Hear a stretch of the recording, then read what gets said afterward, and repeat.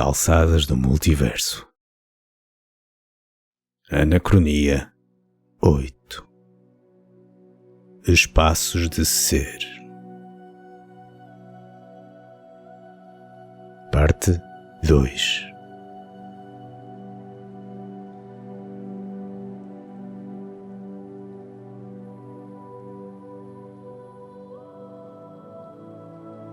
Começaram pelos espaços comuns daquele centro comercial.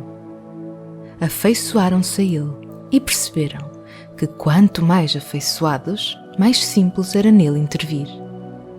Foi uma pista tornar aqueles corredores confortáveis, pois só em conforto, calma e segurança há lugar para a introspeção. De fora para dentro. Os congraçadores do ser limparam o lixo e distrações demasiado artificiais dos corredores. Implantaram então o mais radical gesto num espaço comercial. Silêncio. Foi assim que se começou a intervir.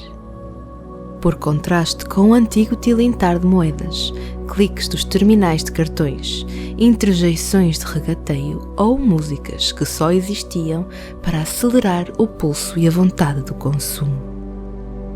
O silêncio era um bom antídoto para isso. Queriam que, desde o início, as palavras fossem deixadas à porta, tal como se deixam os sapatos à porta da casa para a higiene do interior. O interior que se procurava visitar dispensava perfeitamente palavras. Então, todo o planeamento era feito no exterior do centro comercial. Lá dentro só se agia. Quiseram criar uma solenidade semelhante à de uma igreja. Não depende de um aviso à porta de que se deve frequentar em silêncio reverente. Está implícito. Quando se entra, sente-se o choque e a ordem calada. Aqui pratica-se o culto do aprofundamento interior. Implicava aquele silêncio, que, obviamente, dispensa ou é incompatível com barulho e distrações. Ainda se ouvia as pessoas nos pisos inferiores, que não sabiam fazer parte desta atmosfera. Mas essas próprias se aquietavam a quando da prolongada reverberação das suas palavras, ecoante nos vazios labirínticos superiores. Havia uma deslocada aura de templo. Pelo que registaram, os próprios congraçadores tiveram muito mais ideias por estarem ativa e conscientemente em silêncio do que nas sessões de brainstorming que faziam no exterior. Levavam para lá bancos de campismo como se leva mochilas às costas para ir para a escola aprender. Iam para lá aprender-se. Espalhavam-se pelos lugares de preferência do dia, mas preferiam uma zona particularmente luminosa e inexplicavelmente inspiradora de recato. Até o exterior parecia mudar a partir daquele recanto místico. Com o tempo, essa zona envidraçada nunca deixou de ser uma das preferidas pelo público, como se transportasse o imaginário para um consensual ponto de serenidade. Passavam lá longas horas que lhes corriam como segundos. Em certas sessões conseguiam deter-se prazerosamente em ócio qualificado. Noutras, o ócio originava tanta criação que não podiam conter-se. Escreviam e desenhavam a fio páginas de ideias, ora para os seus projetos pessoais, ora para este seu projeto partilhado. Como isto era comum a todos, numa das sessões exteriores, na esplanada do café mesmo ao lado, focaram-se neste ponto. Já tinham o silêncio e uma prática tangível, de aparente e enorme utilidade, para oferecer ao público em geral. Algo que lhes pudesse catapultar a imaginação e, através disso, melhorar o seu bem-estar e resolução de problemas. Nessa sessão acalorada foram trocados inúmeros argumentos a favor da colocação de mobiliário confortável nos corredores em zonas luminosas, para tirar partido da luz que põe tudo às claras por oposição às zonas escuras, porque olhar para dentro implica obscurecimento, dizia um dos congraçadores. No dia seguinte, enquanto distribuíam silenciosamente nos corredores os puffs, cadeiras, bancos e almofadas avulsos que cada um trouxera, cada um conforme a sua preferência, entreolhavam-se para concordarem, com um sorriso sem verbos, que, afinal, todos os espaços deviam ter todas as tipologias de mobiliário, porque a tonalidade da preferência e do conforto não deve ser estipulada, mas sim uma consequência momentânea do amplo gradiente de cada gosto, apetite e humor de cada pessoa. Cada um terá a sua preferência por assento e luminosidade, sim, mas até esses são variáveis entre dias e humores consecutivos. Como não tinham meios para colocar todos os tipos em todo o lado, nem essa salgalhada resultaria na sobriedade que se pretendia para o espaço, deviam apenas garantir que os diferentes assentos fossem leves e facilmente transportáveis, sem gerar ruído. Então, e espaços particularmente escurecidos? Recordavam-se disso como uma preferência ainda não constante do cardápio e para a qual não faltariam certamente clientes. Surgiu a ideia de criar câmaras especiais em lojas vazias, negociadas com os proprietários, que não se opusessem a uma utilização não comercial que não danificasse o espaço. Encerraram-nas, placando as montras com tecidos opacos, garantindo um grau fulminante de negrura. Talvez fossem interessantes para alguém poder estar de olhos abertos, como se os tivesse fechados. Talvez um auxílio, uma muleta luminosa para aqueles que, quer por comichão em estarem quietos, quer pelos hábitos mais frenéticos, não os conseguissem manter fechados por tanto tempo seguido. Ou ainda, para simplesmente intensificar esta variedade meditativa, instruída pelo cintilar da chama das velas. Gatilhos de odor. Um dia, uma pessoa que visitara o shopping trazia um forte cheiro a tinta fresca, talvez um pintor de construção civil. O episódio foi tão marcante que flutuou e pousou no ar dos pisos de cima durante horas. Uma dos congraçadores do ser, deitada em repouso entre os trabalhos para planear os próximos passos, foi involuntariamente enviada para os seus 7 anos. Todas as imagens do dia em que mudara de casa para aquela que viera a ser o lar da sua juventude a atacaram, como uma rajada de tiros mentais, arrebatando-a e, ao desvanecer, deixando-la ficar uma sensação de esperança, otimismo e novidade. A mesma sensação original que esse momento da vida lhe tinha oferecido. Esteve cerca de meia hora neste episódio até ter despertado, rejuvenescida, com uma energia ímpar, transportando aquele otimismo como se tivesse conseguido pescá-lo ao passado. De novo vigilante, racionalizou o motivo.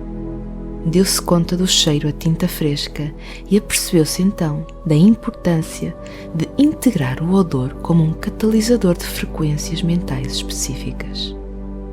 Todos os outros concordaram e começaram a trazer objetos que impregnassem determinadas zonas de circulação, compondo micro-universos aromáticos dentro do centro comercial. Uma zona cheirava a cabedal, outra a café moído, outra a pão fresco, outra a eucalipto, outra, por insistência incontestável de um congraçador, a cebola frita, outra ainda a cobre. Não queriam que os cheiros se misturassem e que, com isso, se gerasse confusão mental ou repulsa pela desvirtuação do conceito. Então, os corredores foram curtos para as ideias. Conseguiram convencer mais alguns proprietários para que emprestassem as suas lojas para funcionar como compartimentos de cheiro. Quase todos torceram o nariz. Mas, quando se explicava que o centro comercial estava cada vez mais a ser frequentado por causa destas intervenções bizarras, eles achavam que se tratava de uma espécie de intervenção artística, daquelas cujo pretenciosismo lhes escapava, e nesse pressuposto aceitavam. O principal argumento era o resultado. Havia sangue fresco naqueles labirintos onde antes só circulava pó. Talvez um dia virasse comércio e esse lhes garantisse uma renda, o que era há muito uma miragem. Os congraçadores pareciam simplesmente uns malucos que queriam pôr umas plantas ou uns objetos inocentes nas suas lojas, e isso, para os proprietários, não tinha aparentes desvantagens. Os cheiros funcionaram lindamente, em complemento aos já habituais que, para além dos congraçadores, iam para aqueles espaços simplesmente ler ou escrever em silêncio e concentração inspirada. Começaram a aparecer meditadores que criavam uma espécie de relação transexistencial com aqueles compartimentos. O aroma era-lhes um inesperado intensificador das práticas.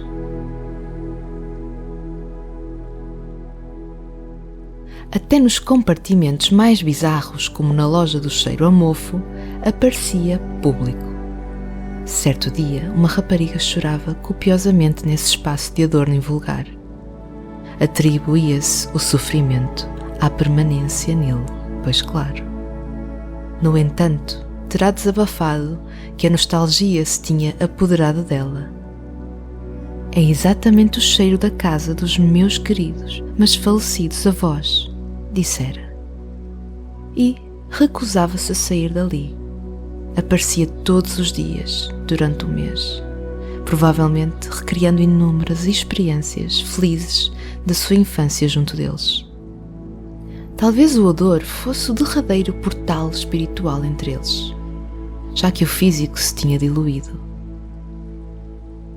Criaram até a loja do aroma rotativo, na qual havia um sistema de alteração da atmosfera a cada poucos minutos.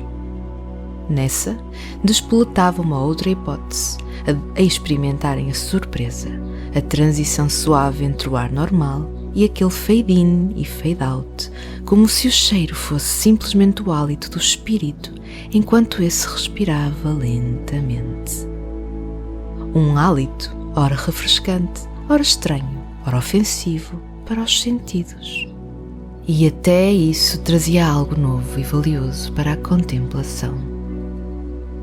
Os cheiros ativavam memórias concretas, mas, por vezes, pareciam também desbloquear uma memória muito mais antiga, mais abstrata e intangível, mais velha que eles.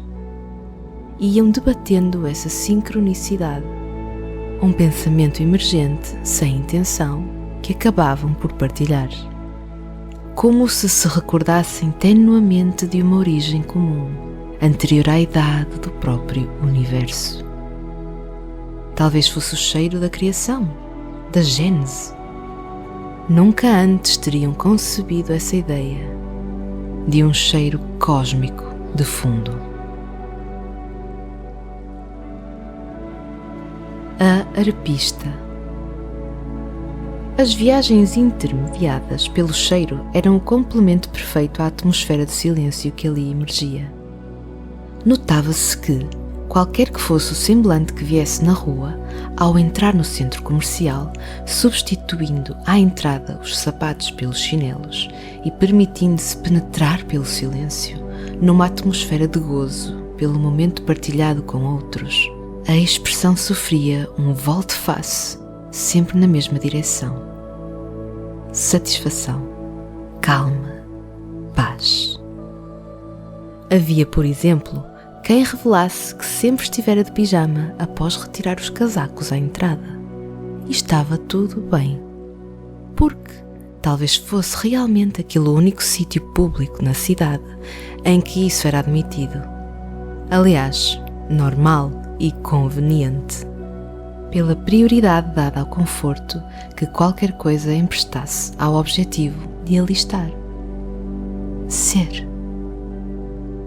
Nos tempos de transição, vida velha versus vida nova do centro comercial, era o único local da cidade em que uma pessoa às compras com sacos nas mãos se podia cruzar com outra, de chinelos e pijama, e absorvida em pensamentos profundos. Por mais bizarro que fosse fora dali, naquele contexto era o mais natural. E estava tudo bem. Assim, alguns lojistas originais mantiveram-se, pois também beneficiavam da atmosfera. Deu-lhes uma nova injeção de vida. Outros aproveitaram a deixa da renovação para dar de bom grado o lugar a livrarias, rouparias e outras lojas como de antiguidades ou itens em segunda mão, que os esquisitoides pudessem precisar para as suas atividades paranormais. Cafetarias com foco nos chás e chocolates quentes, salas de massagens, estúdios de meditações, sem perturbarem o silêncio geral, lojas de robes, almofadas, chinelos, etc.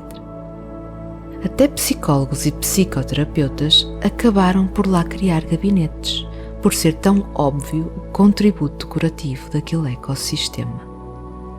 Houve um exemplo interessante de uma artesã de mãos hábeis que criou uma loja de nicho, venda e reparação de harpas. Vendia harpas novas feitas por ela, com materiais que encontrava como desperdícios e, mais tarde, que os próprios clientes lhe traziam.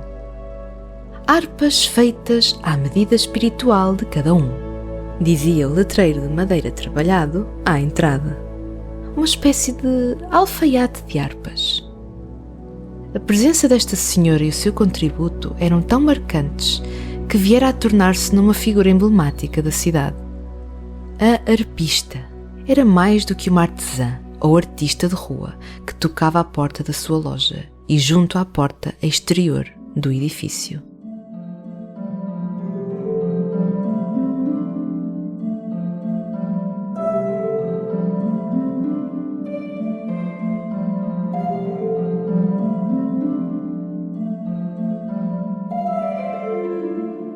Era vista como um ser mais espiritual que corporal.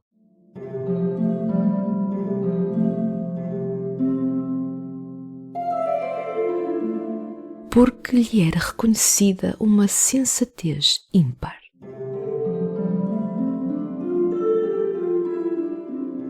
Contava histórias pontuadas pelo som da sua harpa.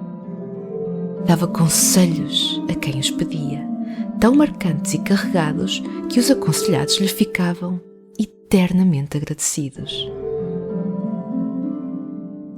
Dizia-se que tocava na rua para comunicar que ali dentro, naquele edifício feio, se passava algo de diferente do resto da cidade. Era um feio diferente, um que só se disfarçava de feio para poder ser perfeito em todo o resto. E ainda assim manter alguma justiça na equação da perfeição. Depois, tocava também no ritual da hipótese da luz. Os seus sons suaves e melodias encantadoras marcavam o passo da indagação dos visitantes enquanto ecoavam como almofadas mentais.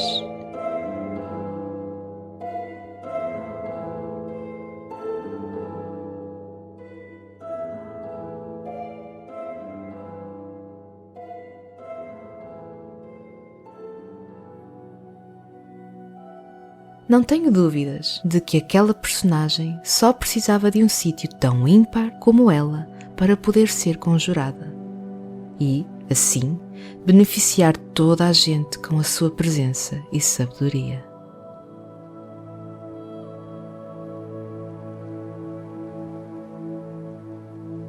Terraços.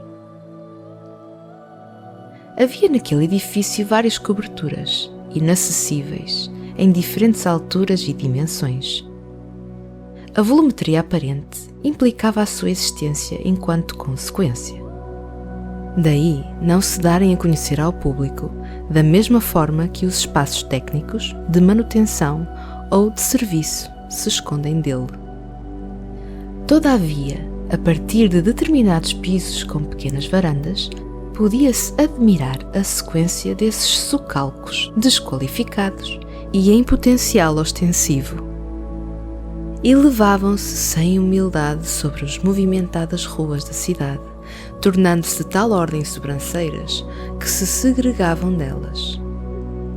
A essa altura ocultavam o contexto e um visitante daqueles planaltos que não chegasse às bordas para olhar para baixo facilmente se esqueceria de que havia uma cidade à sua volta. Eram, assim, um plinto para a abstração. Àqueles escassos metros acima do solo, o céu parecia ter-se aproximado quilómetros. Não demorou até que se integrasse estes inauditos espaços técnicos em espaços de frequência esplêndida. Tornou-se a cobertura ajardinada para os assemelharem ainda mais a um jardim suspenso, quase meio paradisíaco. Foram construídas pérgolas improvisadas com os metais sobrantes e residuais encontrados pela cidade. Acontecia muitas vezes as pessoas desfazerem-se de móveis ou monos indesejados, despejando-os ao lado dos ecopontos. Lavavam assim as mãos da responsabilidade de lidar com o seu lixo. Mas os congraçadores lidavam com ele. Recolhiam-no, refaziam-no, reintegravam-no nas suas invenções e golpes conceptuais aplicados no espaço, materializando a revolução cognitiva em andamento. De volta aos terraços, executaram bancos, espreguiçadeiras e sempre as almofadas de suporte. Em pouco tempo de abertura ao público, tornara-se mais do que uma mera novidade. Era o sítio da cidade que mais embalava a alma. Estes exteriores providenciavam a qualidade perfeita de condimentos para a reparação e relaxamento, no mesmo grau em que os interiores propiciavam a contemplação e a imaginação. Por oposição ao interior, a brisa podia ocorrer ali e ajudar a virar as páginas dos livros, com alguma sorte, na altura certa. Ou a levar mais facilmente os pensamentos menos densos, aqueles que ali só se queria coar, abandonando a nata do sofrimento que causavam. Era um fenómeno da fenomenologia. Apareciam tantos que apenas queriam estar descalços para sentir a pontiaguda curiosidade de cada lâmina de relva, a rugosidade daquelas pedrinhas em espiral, a expansão cromática de todas as flores e plantas, tudo isso numa magnitude inédita, e incutindo-lhes noções de tempos em que não viveram. Tempos em que não eram todos os pavimentos de betão ou betuminoso, e em que nem todas as relvas vinham acompanhadas por sinais de proibido pisar a relva, a atitude mais ignóbil que pode existir, tão vil como colocar um pão com compota em frente a uma pessoa gulosa e em greve de fome e esperar dela o autocontrolo de um monge. Notava-se que o apetite por natureza era enorme, porque muitos iam ali estender-se, não como as típicas salsichas sociais a estorricar ao sol e gabar-se disso em autofotos na internet. Faziam-no com uma outra atitude, como se abraçassem àquelas relvas para matarem uma saudade compulsiva. Estendiam os braços e pernas virados para baixo, agarrando a relva como um parente há muito desaparecido. Como se ali a natureza pudesse ter regressado de um cruel exílio, decretado sem unanimidade. Falemos agora das chuvas. Quando aconteciam, nem todos se mobilizavam para dentro. Eram quase uma maioria os que se mantinham em sua apreciação, talvez até mais serenados do que antes. estavam sequiosos à espera de ser regados. E, no fim, havia a promessa de um arco-íris, apesar de não interessar se realmente vinha ou não. A ideia relembrada de que os arco-íris existiam de facto era suficiente, e a de que, logo na reentrada no centro comercial desde os terraços, algumas lojas tinham sido convertidas em balneários, o que lhes permitiria secar e realinhar-se com o conforto de roupas secas. Já tinham deixado lá os sacos à subida para os terraços. Já contavam com isso. E com o carinho de por quem passavam nesse percurso, que os saudava com olhares ternos, reconhecendo a profundidade e vitalidade das águas das quais tinham acabado de emergir. Quase como se os terraços fossem um grande equipamento público para alguém se poder entregar à chuva. Como uma piscina invertida, lenta e revitalizante. E grátis, do que a vida tem de bom para oferecer. Mais tarde, à saída final, estavam secos na roupa, mas, não conseguindo explicar porquê, lavados em lágrimas de contentamento. Não conseguiam, nem queriam, disfarçar. Corriam as lágrimas dos seus rostos com tanta força, quanto mais a chuva os tornava invisíveis, pela certeza em vez da tristeza. Era inexplicável. Cada gotejar dos seus olhos era toda a evidência de que precisavam para confirmar algo demasiado profundo para ser explicado. Submetendo-se passiva e voluntariamente àquilo, experimentavam uma massagem orgásmica da metafísica. Em qualquer outro sítio da cidade, seriam os lunáticos que voluntariamente se encharcavam abdicando dos seus guarda-chuvas. Uns imbecis à procura de uma constipação moralmente reprovável, que só ia complicar as urgências dos hospitais e estragar a vida de toda a gente. Lunáticos irresponsáveis. Mas não ali.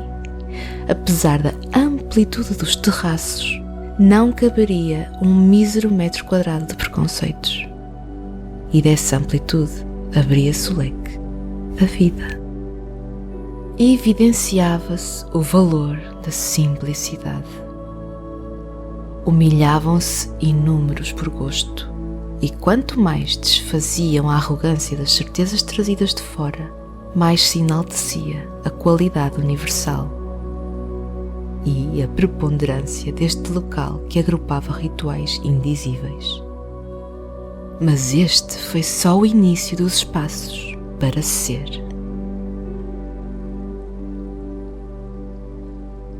Jorro criativo incessante. Ninguém se sentia ali julgado. Podiam fechar os olhos sem terem de ser corajosos, contrariamente ao que acontecia no exterior, porque se sentiam seguros. Já não lhes parecia obsceno olharem para dentro de si. Sempre os obrigavam a olhar para fora e com atenção para, entre outros, não serem atropelados nem vigarizados.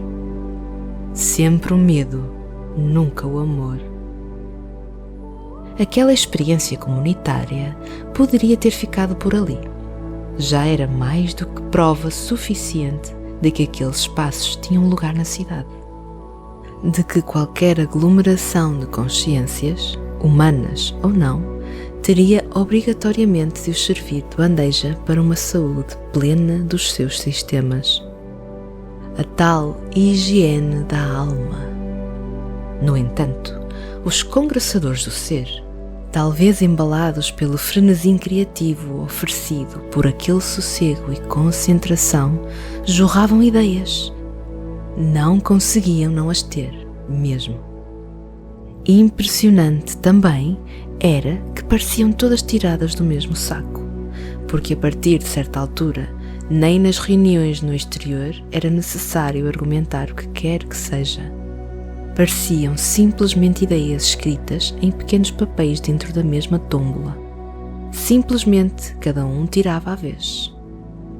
Como se fossem surpreendentes e sábios bolinhos da sorte, idealizavam utopias ainda maiores.